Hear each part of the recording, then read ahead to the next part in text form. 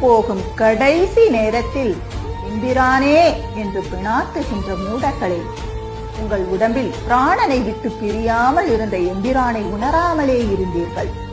உடலிலிருந்து உயிர் பிரிந்து போன பின் ஆகப் போவது என்ன?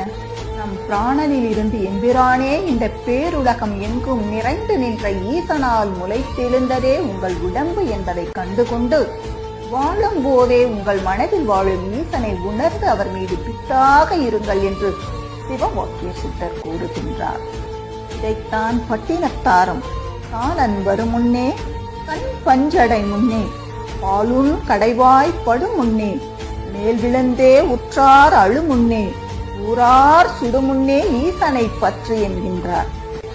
மனிதா, முதுமையில் ஈசனை தேடலாம், கடமைகள் அனைத்தையும் முடித்த பின் ஓய்வில் தேடலாம் என ஒதுங்காமல் வாழும் போதே ஈசனை தேடுங்கள். எமன் எப்போது வேண்டுமானாலும் வரலாம் என்ற வாழ்வு என்பதால் இளமையிலே இறைவனை தேடுங்கள். காலன் வரும்போது ஈசனுடன் கூடும்படி தயாராக இருங்கள்.